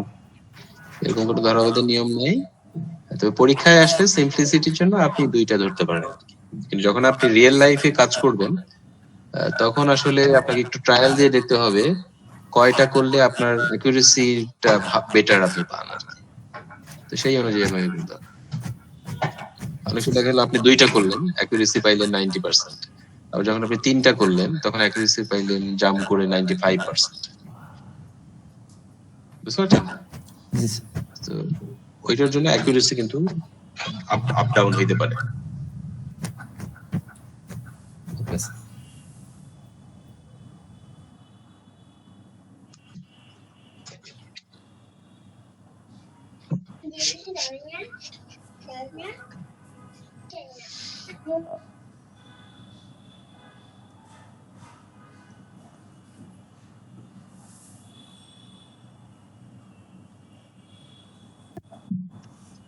ওকে, এই ক্ষেত্রে এখানে আমার কতগুলো ডেটা আছে টোটাল?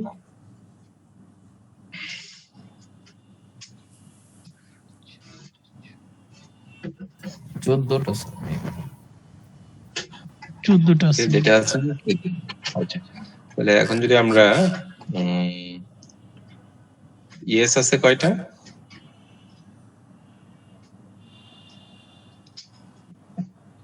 9টা। 9টা ইয়েস আছে। আর নো নো আছে আছে কয়টা? 5টা। Total 14, right? ওকে, এখানে দুটো ক্লাস আছে, বাই ক্লাস। তো এখানে মনে করেন যে আমরা এখন নতুন ডেটা আসলে ক্লাসিফাই করতে চাই। এখানে দেখেন বাঁদিকে দেয়া আছে নিউ ডেটা।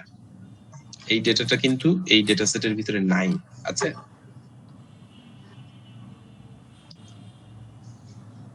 একটু ভালো করে খেয়াল করেন।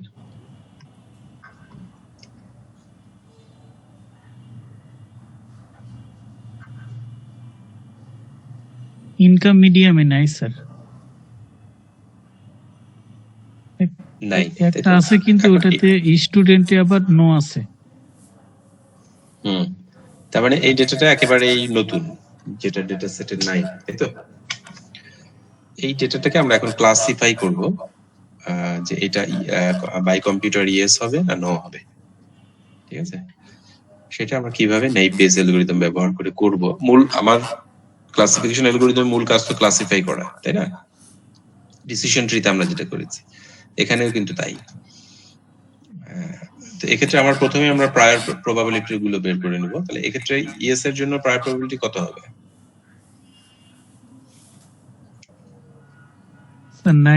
9 ভাগ 14। 9/14, রাইট? আর নো এর জন্য প্রায়র প্রবাবিলিটি 5/4। 5/14। 5/14, রাইট? ওকে, তাহলে এখানে যে ফার্স্ট স্টেপ আমরা প্রথমেই এটা হলো আমার গিভেন, মানে এটা ক্লাসিফাই করতে হবে। ওকে, এটার জন্য আমাকে ম্যাক্সিমাইজ মানে হলো এটা একবার ইয়েস এর জন্য আমরা একবার বের করব আর নো এর জন্য একবার প্রবাবিলিটি বের করব। তো যেটা ম্যাক্সিমাম হবে সেটাই হবে হলো আমার এই ক্লাসের ডিসিশন।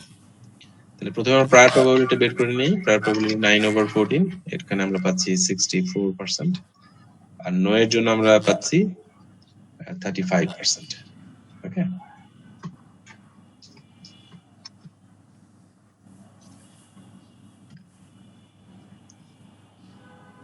এটা তো ক্লিয়ার নাকি? জি স্যার। দুইটা ক্লাস। জি স্যার। ওকে, এখন আমরা যেটা বের করব সেটা হলো আমার পোস্টেরিয়র প্রবাবিলিটি। তো পোস্টেরিয়র প্রবাবিলিটির জন্য আমার ফর্মুলাটা হলো এটা আছে, probability of x given ci multiplied by probability of ci। এই অংশটা হলো আমার উপরের অংশটা, আমার যে বাইজ রুল ছিল সেই রুলের উপরের অংশটা, মানে এই যে এটা এখানে লবে যে অংশটা আছে নমিনেটর উপরের যে অংশটা, এটা আমরা কিন্তু বের করছি posterior probability তে।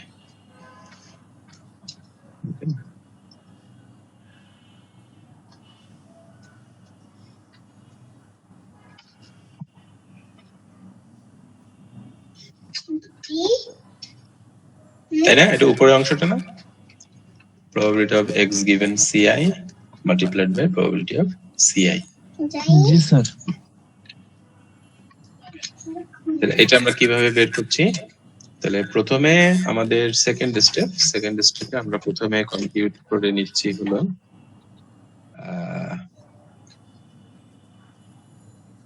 probability of x given ci, probability of x given ci। তাহলে probability of x বলতে এখানে আমরা যতগুলো ইন্ডিপেন্ডেন্ট অ্যাট্রিবিউট আছে সবগুলোকে আমরা বোঝাচ্ছি, সেটা হলো x। ওকে, আর ci টা বলতে কি বোঝাচ্ছি? ci টা একবার আমরা ইয়েস এর জন্য করব, একবার করব হলো নো এর জন্য। তাহলে এখানে আমরা ইয়েস এর জন্য করছি। ওকে, তাহলে probability of X given buys computer yes, তাহলে এখন আমরা ইয়েস এর জন্য করছি, ইয়েস এর জন্য পোস্টেরিয়র প্রবাবিলিটিটা বের করছি। ওকে, তাহলে দেখেন এখন এক্স যেহেতু সবগুলো ইন্ডিপেন্ডেন্ট অ্যাট্রিবিউট, তাহলে আমার কতগুলো ইন্ডিপেন্ডেন্ট অ্যাট্রিবিউট আছে আমার ডেটা সেটে? এখানে 4টা। 4টা, তাহলে আমার কিন্তু 4টা টার্ম আসবে। তাহলে প্রথম ইন্ডিপেন্ডেন্ট অ্যাট্রিবিউটটার নাম হলো কি? Age, age. তাই না? তাহলে এজ এর জন্য আমরা বের করব, এখন এজ এর ভিতরে আবার কতগুলো ভাগ আছে, তাই না? জি স্যার, 3টা এখন ভাগ আমরা আছে। কিন্তু 3টা ভাগ আছে, আমরা কিন্তু সবগুলো ভাগ নিব না। আমরা দেখব যে আমরা যেটাকে ক্লাসিফাই করছি সেটাতে আসলে কোন ভাগের কথা বলা হয়েছে। তাহলে আমরা তো ক্লাসিফাই করছি এইটা, এই যে গিভেন, তাই না? জি স্যার। এই উপরে, তাহলে এখানে এজ এর কোন কোন ক্লাস কোন লেভেলের কথা বলা হয়েছে? বিলো Youth না? 30। হুম, জি স্যার। ইউথ। তাহলে ইউথের জন্য given buys computer yes. Buys computer yes কেন? কারণ এখন আমরা সিআইটা ইয়েস এর জন্য করছি। তার মানে এখানে যতগুলো অ্যাট্রিবিউট আছে ইন্ডিপেন্ডেন্ট অ্যাট্রিবিউট সবগুলোর ইয়েস এর সাপেক্ষে আমরা আসলে বের করছি। ক্লিয়ার বিষয়টা? তাহলে এজ ইউথের জন্য given by computer yes, income মিডিয়ামের জন্য গিভেন বাই কম্পিউটার ইয়েস। দেখুন প্রত্যেকটার সাথে by computer yes, by computer yes, by computer yes, কারণ আমরা এখন শুধুমাত্র ইয়েস এর জন্য করছি। ক্লিয়ার বিষয়টা? স্যার, স্যার আমরা দেখতে পাচ্ছি না, আমার এখানে আসছে আসছে হ্যাঁ, দেখতে পাচ্ছেন না? চলে গেছিল স্যার, আসছে আবার। এসেছে, আচ্ছা। তাহলে এটা কি ক্লিয়ার হয়েছে? তাহলে এজের জন্য youth given by computer yes, এরকম কয়টা আছে? ইউথ, ইউথ বলতে ওরা বুঝিয়েছে স্যার বিলো 30। Below 30, below 30। তো বিলো 30 তে আমার বাই কম্পিউটার ইয়েস কয়টা আছে বের করুন।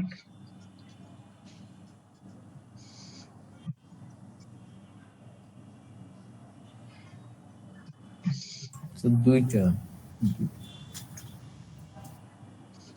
2টা আছে স্যার। হুম, বিলো 30 তে 2টা আছে ইয়েস বাই কম্পিউটার, প্রথম 2টা নো আছে। 2টা। তাহলে 2 ডিভাইডেড বাই টোটাল ইয়েস কয়টা? 9টা। টোটাল ইয়েস 9টা, তাহলে 2 ডিভাইডেড বাই 9, তাই না? জি স্যার।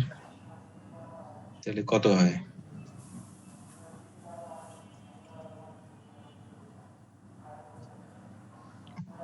44 এর মতো হয়, 0.44। হুম,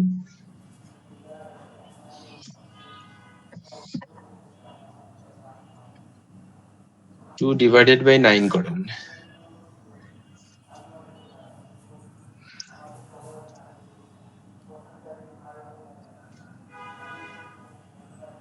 স্যার 0.22। 0.22, এই যে দেখেন 0.222, ঠিক আছে? 0.2 জি। ওকে, এখন আমরা ইউথের জন্য করলাম। এর পরের অ্যাট্রিবিউটটা কি আছে? ইনকাম ইকুয়াল টু মিডিয়াম, তাই না? জি স্যার। যেটা আমরা ক্লাসিফাই করছি সেইটা থেকে। ইনকাম ইকুয়াল টু মিডিয়ামের জন্য আমরা বাইস কম্পিউটার ইয়েস, এখন এটা আমরা দেখব। ইনকাম ইকুয়াল টু মিডিয়ামের জন্য বাইস কম্পিউটার ইয়েস কয়টা আছে?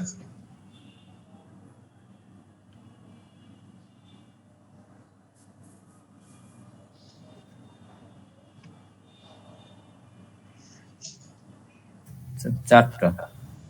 4টা আছে। 4টা, তাহলে 4 ডিভাইডেড বাই 4 divided by 9 কত হয়? 0.44 0.44 এই যে পেয়ে গেছে। স্যার ওইখানে ঠিক আছে। 0.04 দেওয়া আছে। ও ওকে, ঠিক আছে। 0.444। এর পরের অ্যাট্রিবিউটটা কি আছে? Student equal to yes. তাহলে student equal to yes given buys computer yes, এরকম কয়টা আছে বের করেন।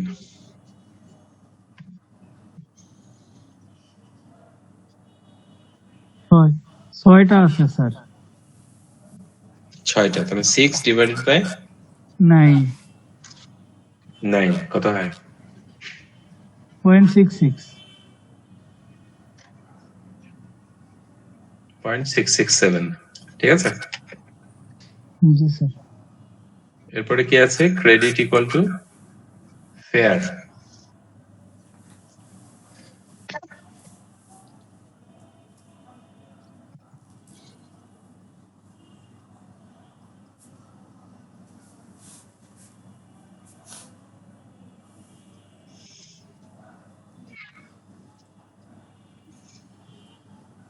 Credit equal to fair given yes, এরকম কয়টা আছে?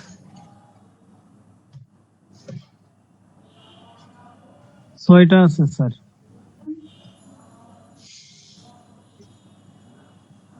6টা, এটাও 0.667 এটাও 6 over 9 0.666। ঠিক আছে। তাহলে প্রত্যেকটার PXI এটা কিন্তু আমরা বের করে ফেললাম, তাই না? জি স্যার। তাহলে এগুলো কিন্তু একটার সাথে আরেকটা গুণ আকারে আছে, একটার সাথে আরেকটা কি আকারে আছে? গুণ আকারে আছে। তাহলে সবগুলো যদি আপনি গুণ করেন আপনি কত পাচ্ছেন? 0.044 0.044 এটা আমরা পাচ্ছি। তাহলে এইটা কিন্তু আমরা পেয়েছি শুধুমাত্র প্রথম অংশটা, probability of x Yes, given sir. CI, এটা পাচ্ছি, তাই না? probability of CI এটা কিন্তু এখনো নাই, পাওয়া যায় নাই।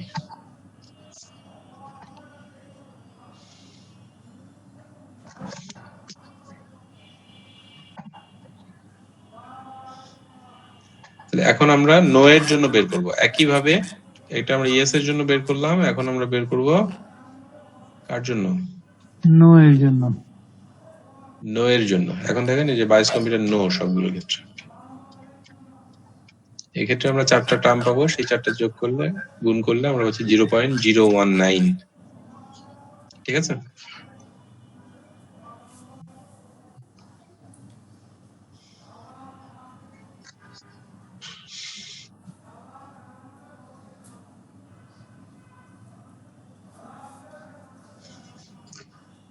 তাহলে এই যে আমাদের প্রায়র প্রবাবিলিটি ছিল এটা।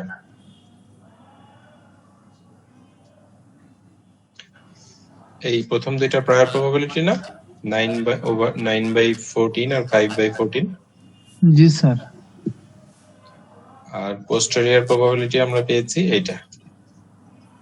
এখন আমরা প্রায়র প্রবাবিলিটির সাথে পোস্টেরিয়র প্রবাবিলিটিটা গুণ করব, তাহলে আমরা এই উপরের টার্মটা পাবো, তাই না? জি। তাহলে গুণ করেন এখানকার ইয়েস এর সাথে ওইটার ইয়েস, গুণ করলে আমরা পাচ্ছি এই যে 0.028। আর নো এর সাথে নো গুণ করেন 007। 007। তাহলে কোনটার বেশি প্রবাবিলিটি? ইয়েস এর জন্য বেশি না নো এর জন্য বেশি? ইয়েস এর জন্য স্যার। ইয়েস এর জন্য বেশি। তাহলে এই যে নিউ ইনস্ট্যান্স এটার ক্ষেত্রে আমার নাইভ বেস By ক্লাসিফায়ার কি computer? প্রেডিক্ট ইয়েস বাই হবে। কম্পিউটার? ইয়েস, ইয়েস, তাই না? জি স্যার। আমি কিন্তু পেয়ে গেছি প্রেডিকশন কিন্তু আমি পেয়ে গেছি।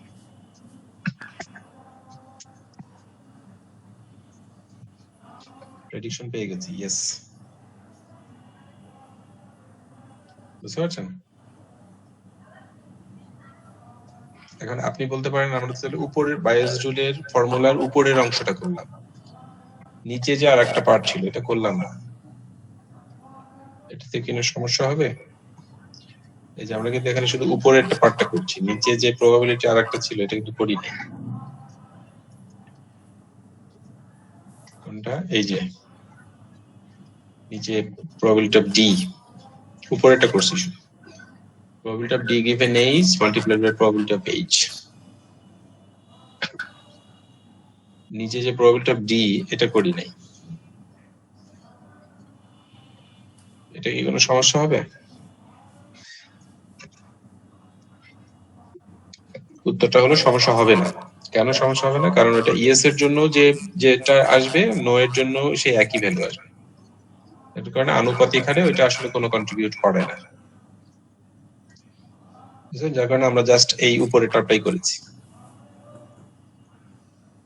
নিচের টার্ম দুইটার ক্ষেত্রেই সেম, ইয়েস এর জন্য সেম, নো এর জন্য সেম। বুঝতে পারছেন?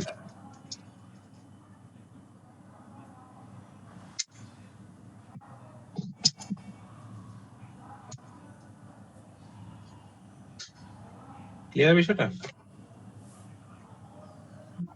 জি স্যার। ওকে, এখন এখানে যে জিরো প্রবাবিলিটি যে প্রবলেমটা আমরা দেখলাম, কোনো একটা টার্মের উপরে যদি জিরো চলে আসে তাহলে কিন্তু আমার পুরো মাল্টিপ্লিকেশনটাই জিরো হয়ে যাচ্ছে, তাই না? জি স্যার।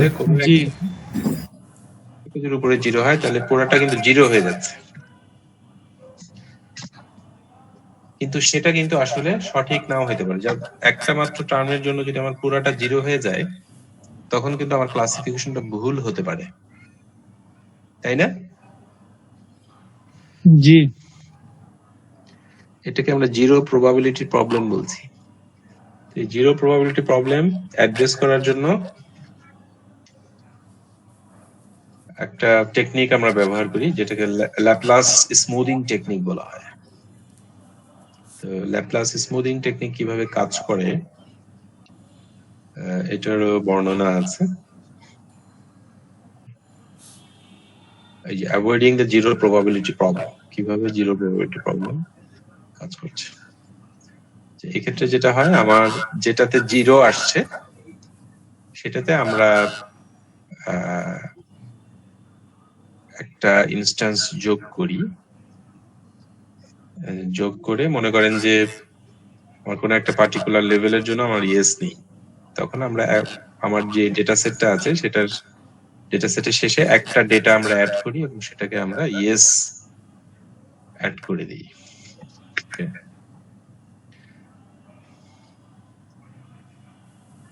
অ্যাড করে তখন আমরা আবার পুনরায় ওটিকে আবার ক্যালকুলেট করি, এটাকে ল্যাপ্লাস স্মুদিং বলা হয়। ওকে, তো এটার একটা এক্সাম্পল আছে, এটা আমি শেয়ার করবো আপনাদের সাথে কিভাবে এটা কাজ করবে, এটা জাস্ট দেখলেই আপনারা বুঝতে পারবেন। তো নাইভ বেজের কিছু অ্যাডভান্টেজ আছে, কিছু ডিসঅ্যাডভান্টেজ আছে। এটার অ্যাডভান্টেজ হলো robust to isolated noise points. যদি আমার ডেটার ভিতরে যদি কোনো নয়েজ থাকে সেটা আসলে এটা ইগনোর করতে পারে, মিসিং ভ্যালু থাকলে সেটাকে হ্যান্ডেল করতে পারে, ইররিলেভেন্ট অ্যাট্রিবিউট থাকলে সেটাও এটা ডিল করতে পারে। এটার অ্যাডভান্টেজ। আর ডিসঅ্যাডভান্টেজ এর ভিতরে কি আছে? Class conditional independence which may cause loss of accuracy। এটা বলছে যে class conditional independence, zero probability যে প্রবলেমটা আমরা দেখলাম ওইটাকে আসলে ইন্ডিকেট করছে। আর একটা আছে independence assumption may not hold for some attribute, particular dependency exist among variables. তার মানে অ্যাট্রিবিউট যেগুলো নিয়ে আমরা কাজ করছি সেগুলোর ভিতরে কিন্তু ডিপেন্ডেন্সি থাকতে পারে, ওই জিনিসটা ও আসলে কনসিডার করে না। সেই ক্ষেত্রে সলিউশনটা কি? সলিউশনটা হলো বাইজেন বিলিভ নেটওয়ার্কস, আদার যে টেকনিক গুলো আছে এগুলো অ্যাপ্লাই করে আমরা এটাকে ইয়ে করতে পারি, কনসিডার করতে পারি।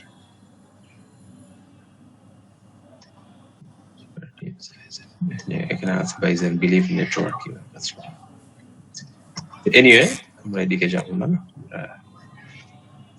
জিরো প্রবাবিলিটি প্রবলেম পর্যন্ত থাকছি আপাতত। তাহলে এটা তো ক্লিয়ার হয়েছে কিভাবে আমরা ক্লাসিফাই করতে পারছি। মিড টার্মে এটা থাকবে। মিড টার্মে আছে, হ্যাঁ। স্যার মেড গুলো ক্যালকুলেশন না অনেক বড়, টেনশন ট্রি এটা দুটারই। ডিসিশন ট্রিটা একটু লেন্দি, কিন্তু এটা কিন্তু অতটা লেন্দি না। এটা কিন্তু সিম্পলি আপনারা করতে পারবেন। এটা কিন্তু জাস্ট অল্প কিছু ক্যালকুলেশন করলেই আপনি কিন্তু পেয়ে যাচ্ছেন। প্রায়র প্রবাবিলিটি বের করবেন, তারপরে পোস্টেরিয়র প্রবাবিলিটি বের করবেন। এক্ষেত্রে আপনার সরাসরি আপনার ইয়েটা পেয়ে যাচ্ছেন, আপনি প্রেডিকশনটা পেয়ে যাচ্ছেন। ডিসিশন ট্রি যেমন ট্রি কনস্ট্রাক্ট করে তারপর এখানে আবার টেস্ট সেট অ্যাপ্লাই করে দেখতে হয়, এখানে কিন্তু তা না।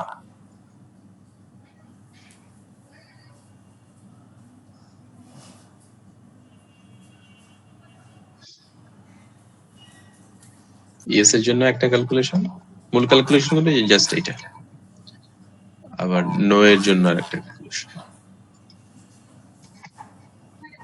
শেষ।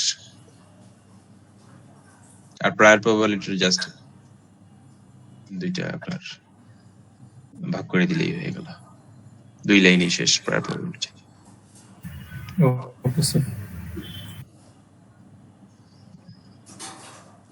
ওকে, এনিথিং এলস?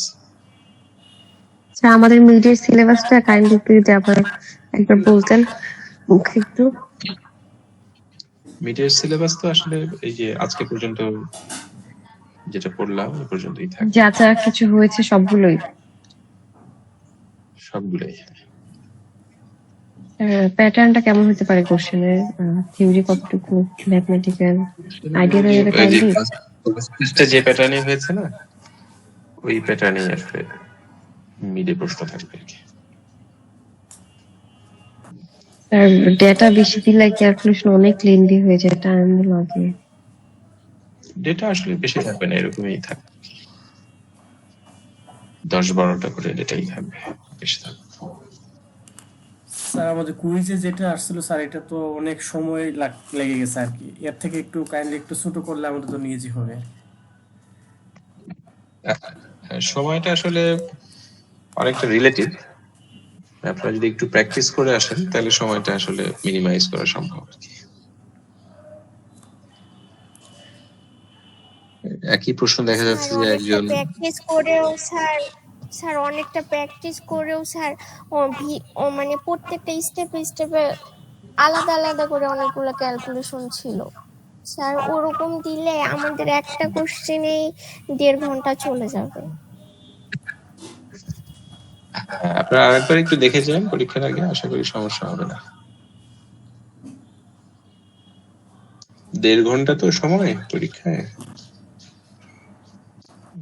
স্যার অন্যান্য টপিকও তো আছে। স্যার আরেকটা, যদি আমরা প্রত্যেকটা ক্যালকুলেশনের সূত্র না লিখে যদি অ্যানসারটা লিখি, মানে ক্যালকুলেশন করে ক্যালকুলেটরে, তো সমস্যা হবে স্যার, নাকি সূত্রটাও লিখতে হবে? সূত্র আপনি জাস্ট একবার লিখলেন আর কি, ওটা রিপিট করার প্রয়োজন নাই। সূত্র তো তেমন কিছু না, একটা সূত্রই ঘুরে ফিরে বারবারই আপনি ব্যবহার করছেন। জি ওইটাই, ওই বারবার লিখতে হয় তো, ওটাও কিন্তু অনেক টাইম লাগে স্যার। বারবার লেখার প্রয়োজন নেই সূত্র, আপনি জাস্ট একবার শুরুতে লিখে দিলেন, দ্যাটস অল। আচ্ছা, ওই প্রথমে তো আমরা ওই আয়ের মান যখন মানে বের করি, টোটাল এনট্রপি বের করি, তখন তো একবার লিখি, তারপরে তার লেখার দরকার নেই নাকি? তারপরে প্রয়োজন নেই। জি স্যার। স্যার তাহলে স্যার মিডে আমাদের কি কি টপিক গুলো আছে, জাস্ট টপিকের নামগুলো যদি কাইন্ডলি একটু মেনশন করতেন আমাদের জন্য খুব ভালো হতো স্যার। টপিক তো আপনার মনে করেন যে শুরুতে আপনার ইন্ট্রোডাকশন আছে, ইন্ট্রোডাকশন টু মেশিন লার্নিং যেটা আছে, এরপরে আছে ক্লাসিফিকেশন, ক্লাসিফিকেশন টেকনিক, তারপরে আপনার ডিসিশন ট্রি,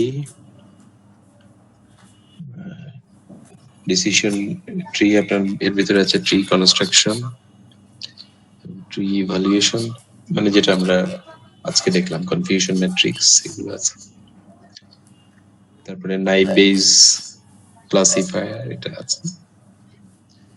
এটার ভিতরে আবার জিরো প্রবাবিলিটি প্রবলেম, এটা আছে। এগুলি তো এই তো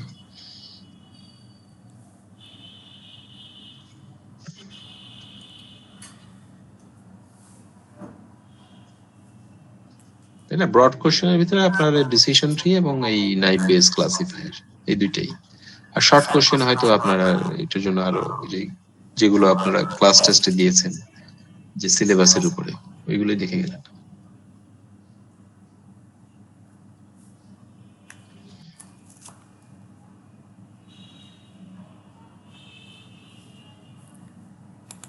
আর কারো কি কিছু জানার আছে? জানা থাকলে স্যারকে কাইন্ডলি এখনই আস্ক করেন। স্যার আমাদের খাতাগুলো দেখা হয়েছিল, একটু রেজাল্টটা দেখলে বুঝতে পারতাম ভুলগুলো।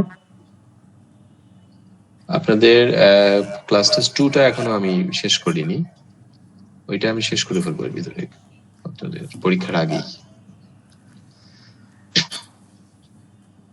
ওকে স্যার আমাদের খাতা থেকে আপনার কোনো ইয়ে আছে, মানে কোন জিনিসগুলো আমাদের কেয়ারফুল হওয়া উচিত? আপনাদের খাতায় অনেক সময় দেখা যায় যে আপনারা কোন একটা প্রশ্নের অ্যান্সার আননেসেসারি লম্বা করেন আর কি। এইটা আমি রিকমেন্ড করব যে এটা যাতে না করেন, স্পেসিফিক কোশ্চেনে যেটা চেয়েছে, কোশ্চেনে যে জিনিসটা চায় সেটা কিন্তু খুব বেশি বর্ণনা করে আসলে বলার প্রয়োজন নেই। আপনি 3-4 লাইনে যদি ওইটা সঠিকভাবে বলতে পারেন, ইউ গেট ফুল মার্কস।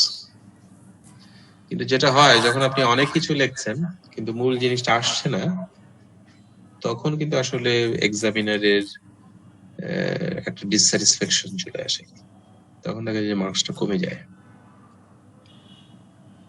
বুঝতে পারছেন? এক্সামিনার সবসময় চায় অল্প কথায় অল্প লেখায় মূল জিনিসটা আসুক। এটা জাস্ট আপনার একটু মাথায় রাখবেন। ঠিক আছে sir, thank you. Anything else? না স্যার, প্রেজেন্ট। আপনারা তাহলে একটু ইয়ে করেন, ওই একটা এক্সেল শিট দিয়ে দেন আমাকে টেলিগ্রামে, এটা শিটটা দিয়ে দেন, পরে আমরা অ্যাটেন্ডেন্সটা দিয়ে দেব। কেউ একটু দায়িত্ব নেন। জান্নাত আপু, এক্সেল শিট কিভাবে করব? এখান থেকে নিব? এক্সেল শিট একটা ক্রিয়েট করে ওখানে আমাদের আইডি নাম উপরে দিয়ে দিলে ওখানে সবাই অ্যাটেন্ডেন্স দিয়ে দিবে। আচ্ছা ঠিক আছে, ওকে। আচ্ছা, থ্যাংক ইউ। ঠিক আছে। আজকে রেকর্ডিংটা একটু কাইন্ডলি শেয়ার করে দিন গ্রুপে। মুজাহিদুল। Okay sir.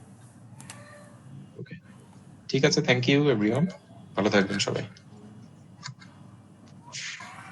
আসসালামু আলাইকুম। ওয়ালাইকুম আসসালাম।